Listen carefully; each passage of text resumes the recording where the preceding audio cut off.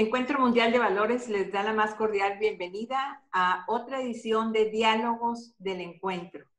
Mi nombre es Cristina González Parás, me toca presidir esta organización del Encuentro Mundial de Valores y bueno, pues en este proceso de diálogos hemos venido invitando a grandes amigos, grandes expositores que de alguna manera han estado con nosotros, no de alguna manera, que han hecho presencia en nuestro encuentro y que han dejado huella, que han dejado pues sembrada una semilla, y en estos momentos en los que estamos viviendo una situación especial, diferente, digamos, pues me da mucho gusto poder platicar con ellos. Y esta mañana tenemos con nosotros, y me da muchísimo gusto presentarlo, al padre Javier Meloni.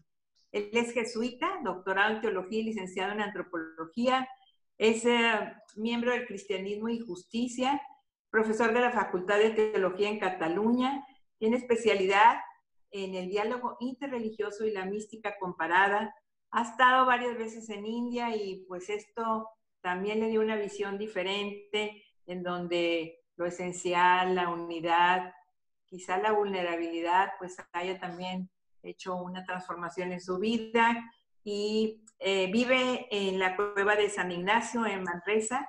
Es miembro de una comunidad contemplativa interreligiosa, autor de, no sé, 47 libros o más. Padre Javier, No le damos tantos, no tantos. la bienvenida. Gracias por acompañarnos y gracias por compartir con nosotros este momento, su sabiduría o su esencia para poder tocar y llegar a los corazones y a las mentes de, pues, de quienes nos están acompañando este día.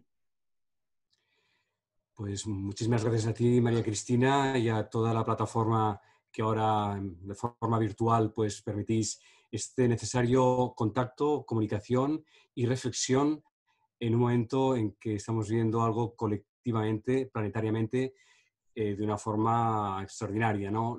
Probablemente desde la Segunda Guerra Mundial no nos encontrábamos con algo que afectara a todo el planeta, y quizás incluso hasta más que la Segunda Guerra Mundial, porque en aquel tiempo les afectó más a países europeos, asiáticos, pero no a toda América Latina, en fin, los 5 continentes, ¿no? Por lo tanto, estamos ante algo realmente inédito. Pero en estos 2 meses que llevamos todos y todas reflexionando, viviéndolo, padeciéndolo, se han dicho muchas cosas y muchas de ellas necesarias y muy importantes. Y a mí me gustaría, también me han ido sedimentando una serie de convicciones en este tiempo, que ha sido como un largo retiro, ¿eh?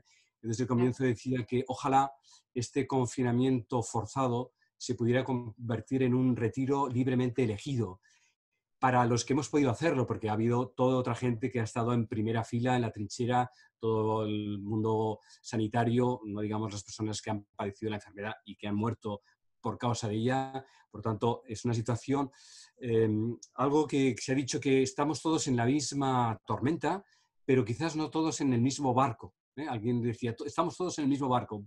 No queda claro, estamos todos en la misma tormenta, pero tal vez los barcos son muy distintos. Y en esta tempestad que también nos está acogiendo en diferentes momentos, unos han empezado antes, la China, llegó luego un poco más tarde a Europa, ahora está de lleno en Latinoamérica.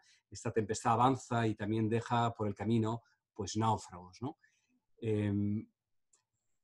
Pero es una ocasión, como todas las ocasiones que vivimos los humanos, para escuchar profundamente.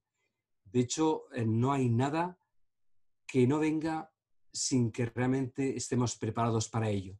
Si creemos que la historia no está dejada a merced del azar, sino que hay una presencia invisible, pero muy perceptible, que se manifiesta a través de los mismos acontecimientos, que es la que nos guía, podemos tener la convicción de que esto que estamos viviendo, aunque nos ha cogido de sorpresa, en el fondo estábamos preparados y estamos preparados para asumirlo. Cada cosa viene en su momento y esto es lo que nos ha venido, por lo tanto, esto es lo que somos capaces de, como humanidad, poder responder. Una de las cosas que ciertamente ha puesto de manifiesto, se ha dicho de muchas maneras, es nuestra vulnerabilidad. La vulnerabilidad de todo un sistema económico, político, que nos parecía pues casi intocable, invulnerable. Resulta que este gran coloso ha sido puesto en cuestión por unos seres invisibles, minúsculos e invisibles, lo cual todavía nos produce más malestar porque tampoco no vemos ni siquiera, entre comillas, al enemigo.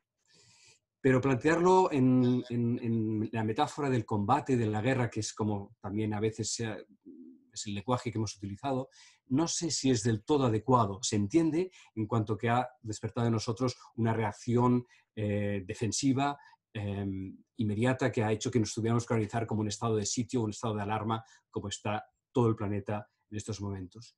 Pero si lo planteáramos solo como un combate contra un enemigo invisible, nos dejaríamos algo importante, porque este virus no solo es un enemigo, sino que también es un mensajero de una comunicación, de un mensaje que hemos de aprender a descifrar.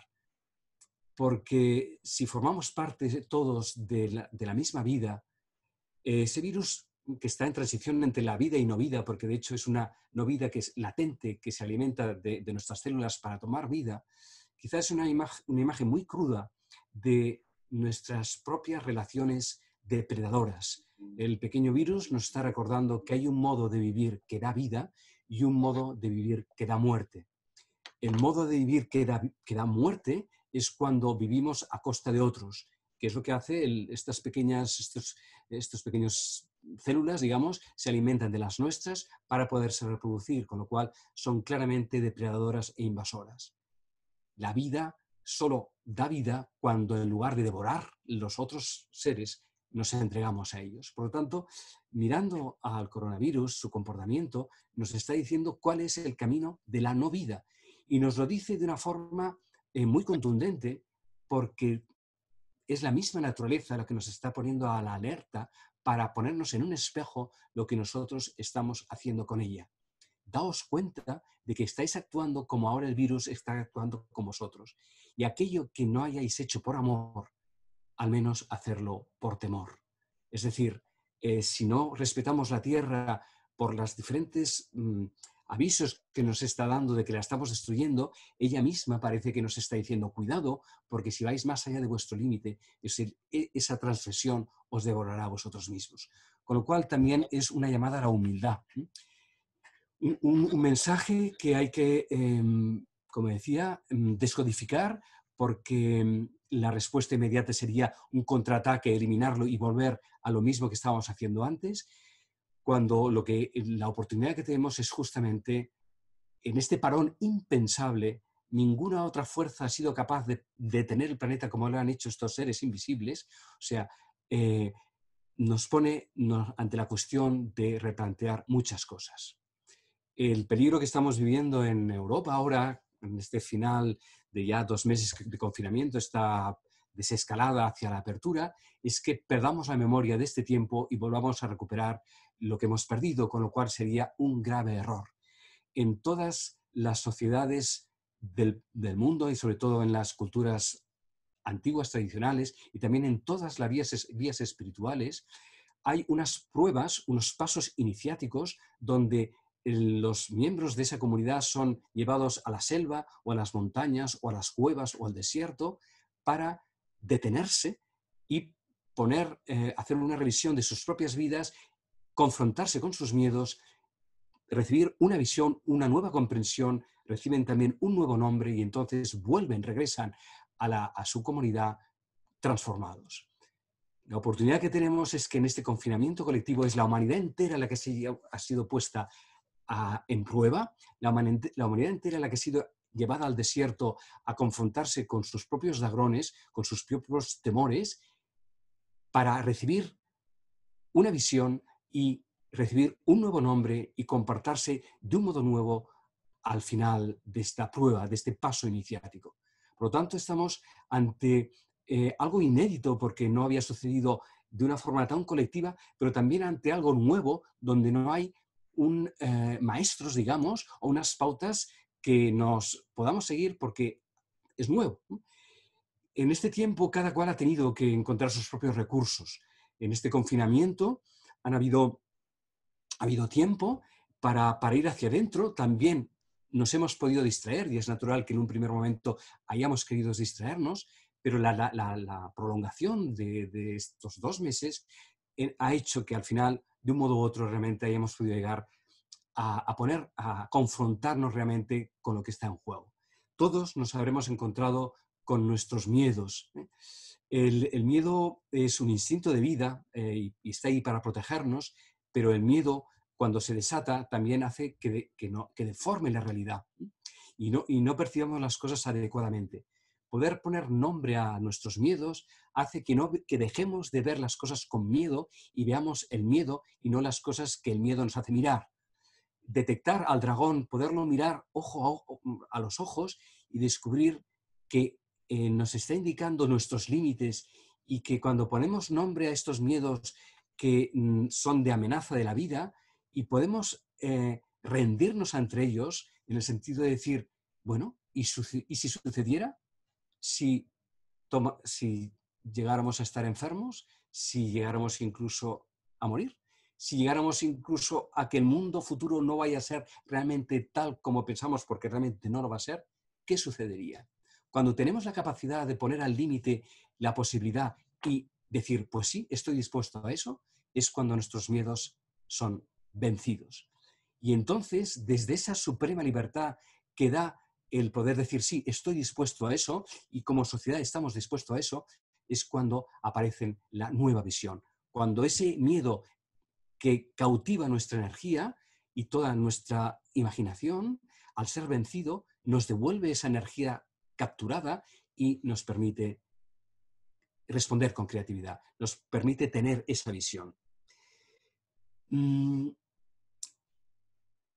Esta vulnerabilidad ya ha producido sus frutos, no solo ha producido miedo, está produciendo nuevas formas de solidaridad de unos con otros. Hay ejemplos bellísimos de cómo a través de Internet, a través de las redes, incluso directamente ya en la calle, mucha gente está respondiendo de una forma creativa y muy generosa respecto a la situación, no se ha dejado dominar por esos miedos. Por lo tanto, la primera cosa es que la vulnerabilidad está generando creatividad. El segundo fruto que ya estamos viviendo es que esta vulnerabilidad nos ha hecho más conscientes de la importancia de nuestras relaciones personales, tanto en familia, hemos estado mucho más tiempo en familia, nos hemos puesto en contacto a distancia con amistades o con familiares más lejanos que a lo mejor hacía años o que solo por Navidad o fiestas importantes nos llamamos. El valor de la vida amenazado nos ha hecho estar mucho más pendientes de ese don, ¿no? Y por lo tanto de ese cariño, de ese cuidado de unos por otros, porque estamos todos en esa tempestad, como decíamos, atravesándola. Este trato esta calidad de las relaciones se ha hecho más dura, sobre todo ahí cuando no hemos podido llegar a las personas que han estado aisladas porque han sido confinadas por el contagio a la enfermedad. Y estas situaciones tan duras de personas que han muerto solas porque sus familiares no han podido acompañarles en el último momento. Sin embargo, cuando se abre la puerta interior, cuando descubrimos que no solo somos nuestro cuerpo, como no solo somos nuestros sentimientos y nuestros pensamientos, sino que lo que somos es mucho más, que está recogido en un cuerpo, convocado en un cuerpo, pero que a través de la oración y de la profundidad interior experimentamos que podemos hacernos presente incluso más allá de la misma telemática hacia esas personas que creemos que están solas, pero que desde la oración podemos acompañarlas. Ellas se pueden sentir acompañadas y nosotros podemos sentir que nos están acompañando de un modo que no es la tangibilidad física ni la tangibilidad de los medios telemáticos. Esto, por lo tanto, ha abierto también una puerta a esa dimensión espiritual, que es otra forma con la que estamos relacionados unos con otros, unas con otras, y que en este tiempo de confinamiento probablemente se habrán empezado a poner en marcha. La vulnerabilidad nos ha hecho descubrir que no solo accedemos a un tipo de realidad física o incluso técnica o médica, sino que hay otras formas de relación que se abren cuando acorralados por las que han quedado cerradas, aparece esa otra dimensión que está todavía por descubrir, que en esta nueva espiritualidad planetaria estamos de nuevo recuperando. Porque hay una primera parte de nuestro modo de acudir a Dios que puede ser como un poco, y si me permiten, infantilizante en cuanto que vamos a pedir a Dios que nos resuelva nuestros problemas, cuando Dios nos ha dicho que Él se despliega en nosotros, que nosotros somos su manifestación. Por tanto, toda oración que hacemos a Dios nos la devuelve diciendo, si sois vosotros eso mismo que estáis rogando. Esto abre a una nueva forma de experiencia de Dios, que no es el Dios que nos vaya a resolver todo, sino que esa apertura a lo trascendente que está dentro de nosotros, que al poderla escuchar y poderla incorporar, despliega en nosotros unas capacidades de apertura, de confianza, de oración también, de intercesión, pero que no es de una petición de que nos resuelvan algo, sino que es un hacer presente esa energía de presencia a esas personas a las que de otro modo no podríamos llegar. Esta manera de solidarizarnos unos con otros abre esa palabra también que en estos momentos estamos oyendo más que nunca, que es justamente la solidaridad.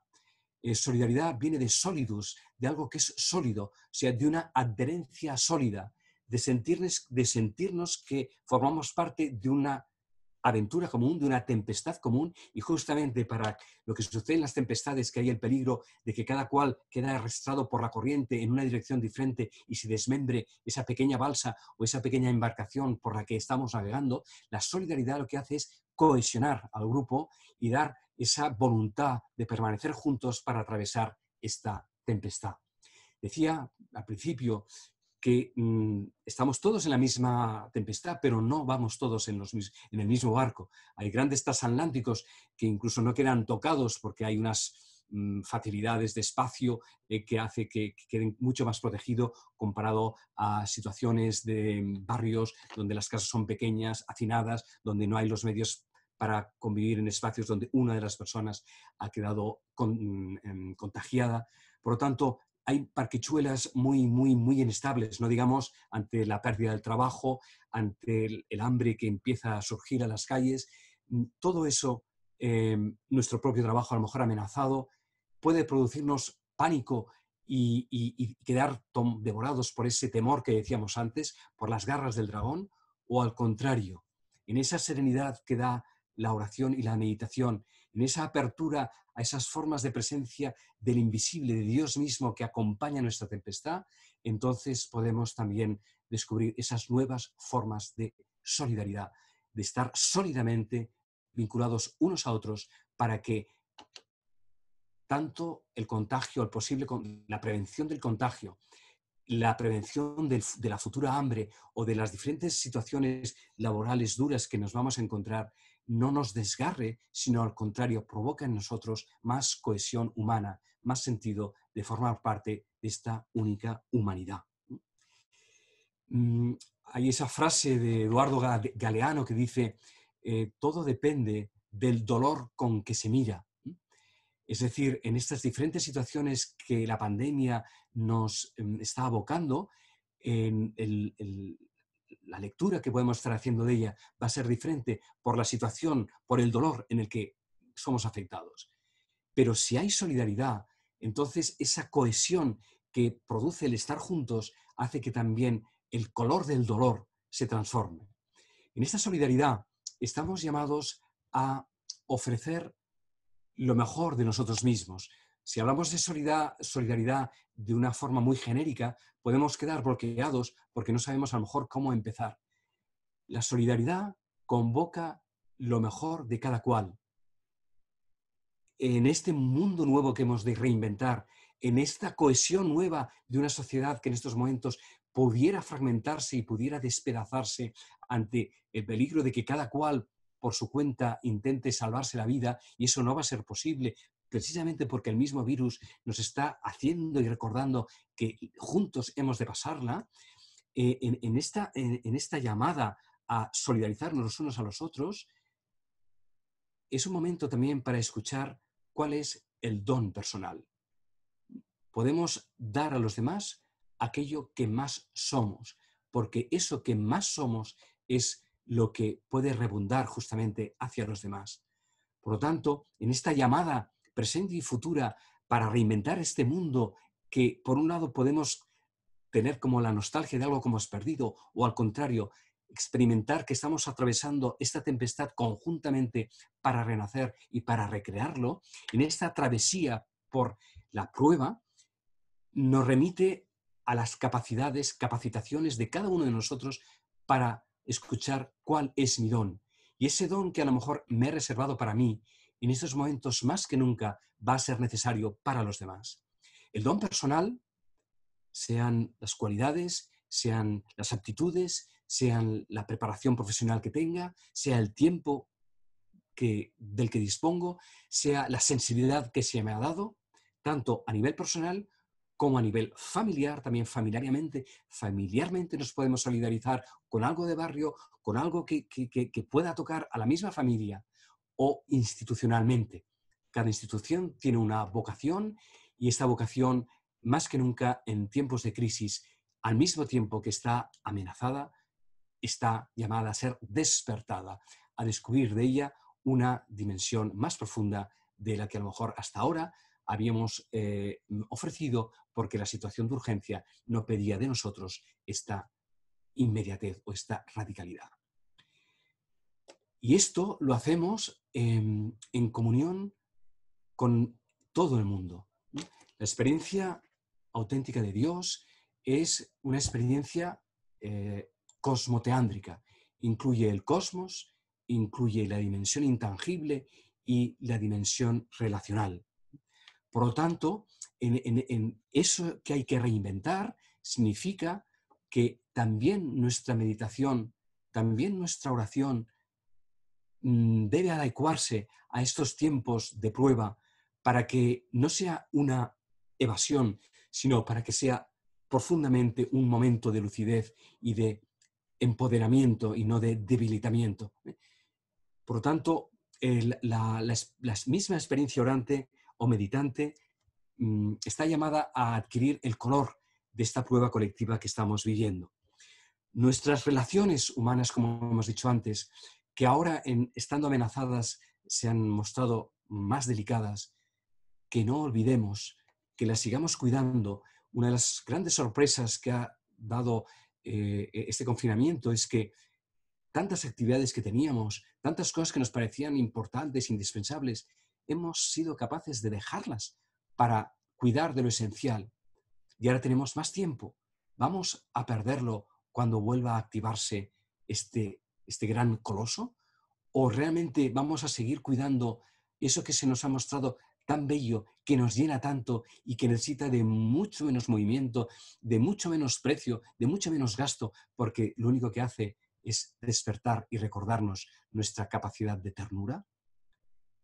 Esto que gratuitamente nos hemos regalado los unos a los otros porque teníamos tiempo, ¿no es uno de los dones mayores que la pandemia nos está devolviendo? Y el tercer ámbito es todo el reencuentro con la naturaleza.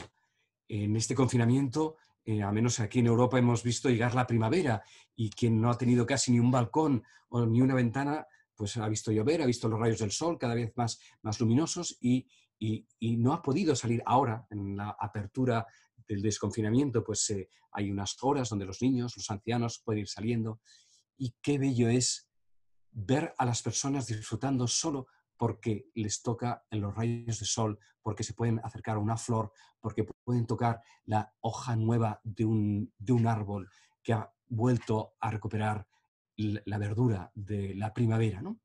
Por lo tanto, esta reverencia, esta relación profundamente respetuosa con la naturaleza, porque lo único que nos pide es que volvamos a ella sin depredarla, que volvamos a recibir el gozo de sentirnos parte de ella, ahora que podemos volver sin que seamos una amenaza de nuevo. La capacidad de gratitud, la capacidad de reverenciación, la capacidad de saborear lo poco que tenemos, porque entonces se convierte en mucho, cuando al revés sucede lo contrario. Al no disfrutarlo, lo mucho que tenemos se convierte en poco, porque no le damos tiempo para que entre dentro de nosotros. Todo esto es lo que todavía apenas estamos empezando a comprender. Por lo tanto, no corramos a acabar el confinamiento sin tener la certeza de que esta prueba iniciática, tanto personal como colectiva, ha cambiado algo sustancial en la humanidad, ha cambiado algo radicalmente significativo en nuestro modo de comportar.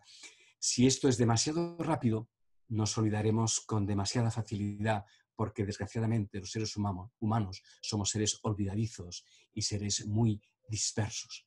Por lo tanto, el tiempo que dure este confinamiento y los avisos que nos va a seguir dando, porque este virus no nos va a dejar, por lo que dicen todos los científicos, va a convivir con nosotros, que no lo tengamos como un enemigo, sino como un severo adversario y un severo maestro que nos recuerda nuestros límites, para que devolviéndonos a nosotros mismos podamos descubrir en nosotros esas capacidades interiores, esas capacidades relacionales, esas capacidades de solidaridad, porque eso nos ha cohesionado en lugar de aislarnos cada cual en su miedo y cada cual en su propia supervivencia. Pues vayamos creciendo, sigamos teniendo esas oportunidades de estos foros que nos permiten reflexionar, porque no basta con vivir las cosas, hemos de poderlas comprender, asimilar y de nuevo y convertirlas en ofrenda, convertirlos en camino de crecimiento y en camino de sabiduría. Ojalá esta pandemia nos haga a todos más sabios, más tiernos, más vulnerables y más solidarios. Maravilloso, padre, que podamos estar escuchando esto. El corazón se palpita de la emoción y hay por aquí varias preguntas. Por ejemplo, una dice, con esta situación se ha develado el corazón y su esencia. ¿Por dónde empezar? O sea, como persona, como comunidad, como integrante de diferentes organizaciones. Perfecto. Pues dar espacio para que ese corazón continúe palpitando y para escuchar el mensaje que ese corazón palpita. Efectivamente, nos ha bajado de la mente a algo más interior, porque hemos visto que la mente no hace más que barajar datos, equivocándose continuamente, con estadísticas, con previsiones, que por otro lado son necesarias. Yo creo que una cosa muy bonita que hemos visto en este tiempo es que todas las instancias sociales conspiran, es una conspiración en el mejor sentido de la palabra, para juntos tratar de resolver eso. Pero hemos visto que la mente no es necesaria. Eso, si no desciende al corazón, se convierte en datos muy fríos, en estrategias muy frías que no resuelven nada. Por lo tanto, la primera cosa es el don de haber descubierto el pálpito del corazón, que cada día, personalmente, y cada día, en todas las instituciones que estemos, yo creo que eso también es algo muy importante, pudiéramos reencontrarnos y escuchar primero ese espacio común que genera la presencia de todos y de todas en ese lugar. Eso a mí me ha pasado, y a lo mejor a ustedes también, con las videoconferencias. De pronto, el hecho de tener reuniones no presenciales, sino virtuales, y de pronto tener en la misma pantalla las 10 o 15 o 20 personas que están ahí y ver los rostros como iconos, como presencias sagradas de cada persona que está en su casa o en su oficina, lo que sea, y que juntos y juntas nos encontramos en el mismo espacio virtual, que es un espacio intermedio entre lo físico y lo espiritual, porque cada cual está en su sitio y al mismo tiempo estamos juntos. Eso también ha dado una cualidad sorprendente a los encuentros.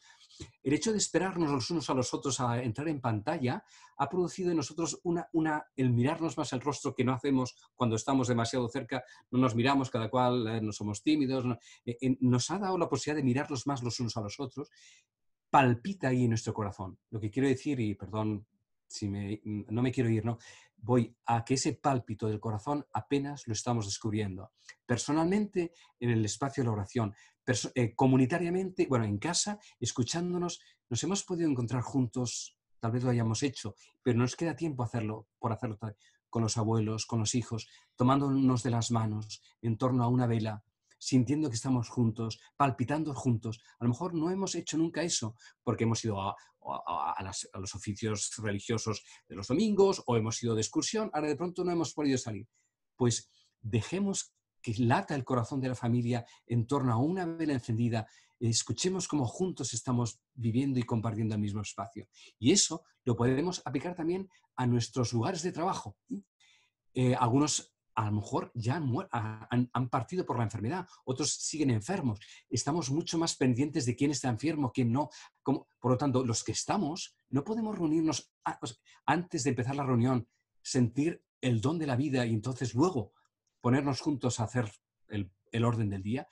Ojalá la pandemia nos haya ayudado a poner como primer paso del orden del día la escucha de ese pálpito conjunto de los que estamos en la misma tarea en ese momento encontrándonos. De hecho, tenemos una pregunta que dice, ¿cómo orar cuando estás enfermo o alguien cercano a ti lo está? Pues esta es, yo creo, una de las formas. No sé si al enfermo le podamos específicamente coachar o decir, mira, pide, o tu corazón que hable, o cómo le dirías. Mira, primero,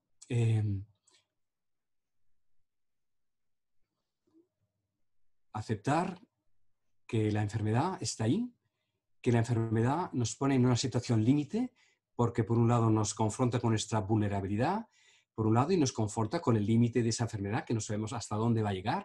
El problema de la enfermedad es que no es solo el trabajo que ella misma da, con sus fiebres y sus dificultades de respiración, o otras perturbaciones, sino el miedo que genera o sea, es la enfermedad más el miedo de esa enfermedad, ¿no? Por lo tanto, primero es aceptar que uno está pasando una prueba y que esa prueba forma parte de mi crecimiento. Está ahí para hacerme crecer. No hay nada que sea ajeno a la gran aventura de ser humanos cuyo último destino es crecer espiritualmente. Por lo tanto, cualquier situación tiene una dimensión espiritual. Segunda cuestión sería, ahora voy a decir algo muy delicado, pero creo que es muy importante. Dialogar con nuestro virus. O sea, no es un enemigo.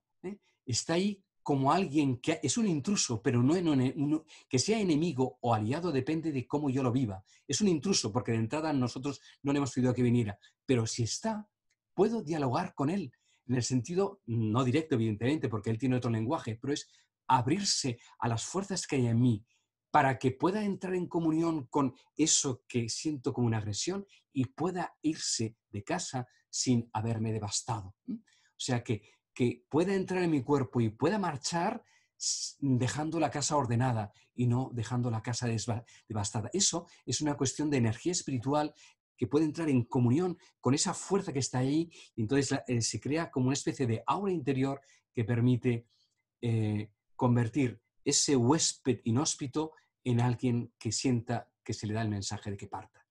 Y en último término, estar dispuesto, y si he de partir, aquí estoy. Será porque es el momento. Los que han partido no han partido porque llegó el virus, sino que el virus llegó porque había llegado el momento, que es muy diferente.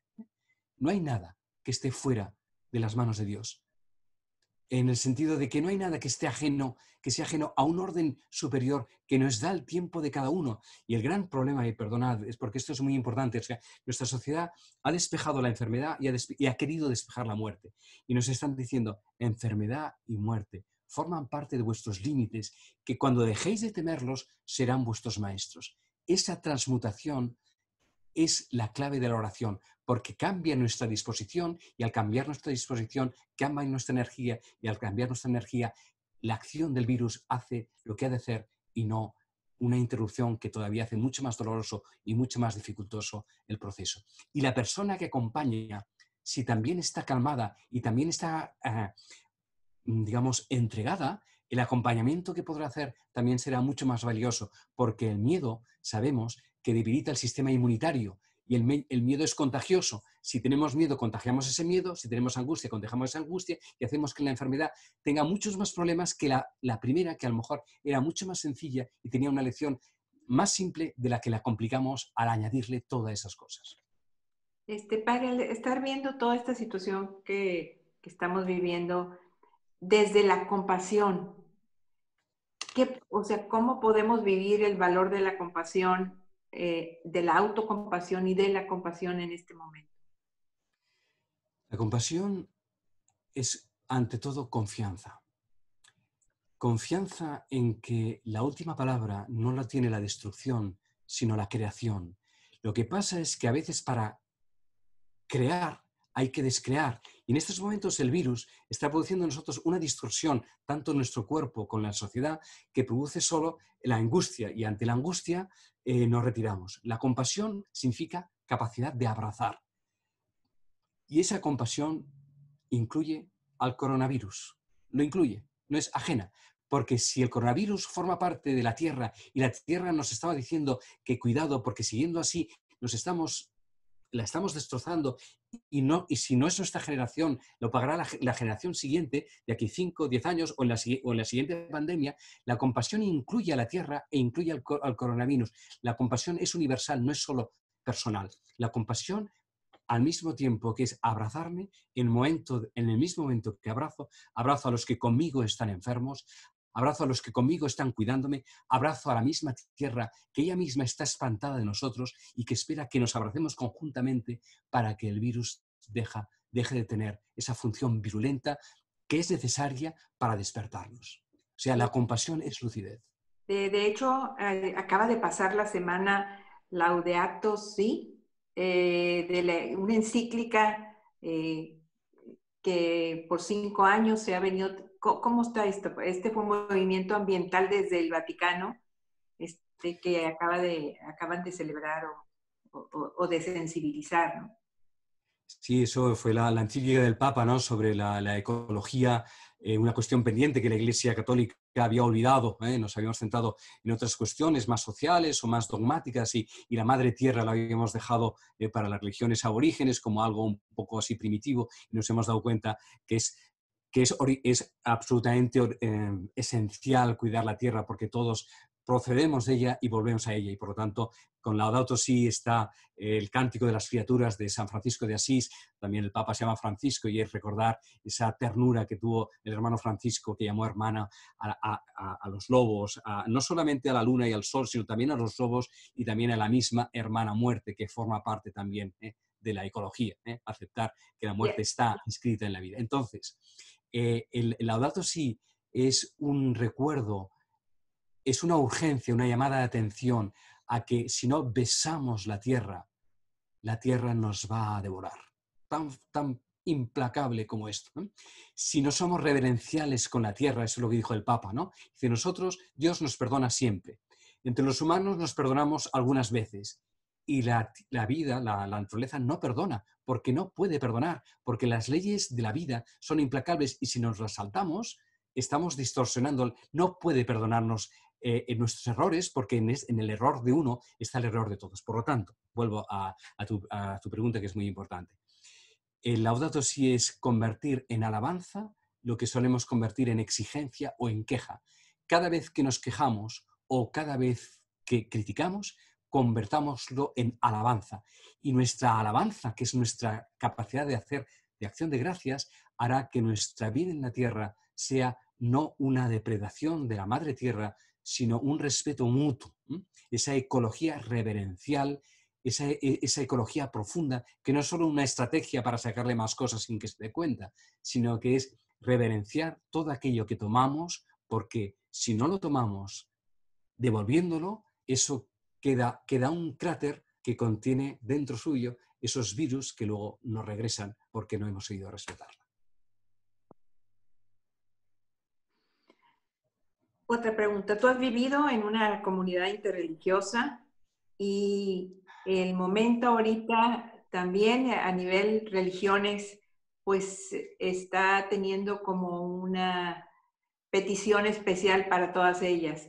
¿Qué puedes comentar en esta relación de los consejos, de las organizaciones interreligiosas que están buscando a nivel mundial? Porque me consta, porque lo he visto en Charter for Compassion, cómo se están uniendo líderes de grandes organizaciones mundiales interreligiosas. ¿Qué sugieres? ¿Cómo pueden trabajar en este momento específico? Perfecto. Cada religión tiene un don. Desgraciadamente, en la historia de las religiones han competido entre ellas. Hoy en día están llamadas a compartir, no a competir con sus dones, sino a compartir lo mejor de cada una de ellas. Por lo tanto, en un encuentro interreligioso, lo que se espera del cristianismo es su, digamos, dimensión humanitaria. El cristianismo es la religión del rostro. Lo que se espera del judaísmo es la noción de pueblo, de esa solidaridad que hay, de que el pueblo vive la misma aventura y que conjuntamente han de hacer la travesía del éxodo por el desierto. Del Islam, esa entrega a Dios, esa escucha que 5 momentos al día todo se detiene para escuchar y alabar a lo trascendente, porque cuando trascendemos entonces tenemos una distancia para comprender. Del budismo, pues esa capacidad de autoescucha y de atención consciente que hace que cada paso que demos sea respetuoso y atento con lo que vimos. Del hinduismo, la capacidad de la sacralidad de todas las cosas. De las religiones aborígenes, la veneración por cada una de las formas sagradas con manifestación de la tierra. Es decir, cada religión tiene un don. Ofrezcámonos los unos a los otros y ofrezcámonos a esta humanidad sedienta de trascendencia, sedienta de ternura, sedienta de belleza, ¿no? Y dejémonos de competir entre nosotros, porque conjuntamente estamos llamados a una tierra nueva. El don de las religiones, además, empieza por algo que les antecede, que es la capacidad de escucha. Toda religión tiene una disposición a recibir esa revelación. Es un cuenco de revelación. Al escuchar reciben ese don y al recibirlo lo pueden entregar. Pues qué bello si conjuntamente las tradiciones religiosas pueden conjuntamente escuchar el don y la revelación que hoy se nos está haciendo a la humanidad. Con un nombre así como Movimiento por el Espíritu, pudieran unirse y trabajar, o como qué movimiento sugerirías tú de todos estos grupos religiosos trabajando así como para un gobierno universal, pues para una espiritualidad universal? Bueno, se podría hablar, está bien, hacia una espiritualidad universal, estaría muy bien, ¿no? El espíritu es algo común, es el aire que respiramos todos y no nos damos cuenta de que estamos respirando. Pues hacia una espiritualidad universal o por una espiritualidad universal podría ser un término en el que podríamos encontrarnos, creo que todos a gusto, sí. Padre, pues te agradezco enormemente. Quisiera seguir preguntando 1000 cosas porque estamos muy encantados con tu participación, pero te agradezco enormemente esta mañana que nos hayas acompañado, que nos hayas pues derramado de toda esta sabiduría y de toda esta esencia que creo que nos llega al corazón y pues nos activa y nos despierta para lo que tengamos dormido por ahí, pues poderlo activar y poder actuar para los Pues yo demás. también, María Cristina, yo también agradezco muchísimo la iniciativa, todos los que estáis, las que estáis detrás de esta... es un ejemplo del nuevo orden mundial, del nuevo orden, de esa espiritualidad colectiva en el que desde Manresa, México, Monterrey, en fin, las palabras auténticas son comunes, las sentimos de la misma familia, vienen del mismo lugar y van hacia el mismo lugar. Pues gracias por propiciar estos espacios y estas ocasiones. Gracias a ti, muchas gracias.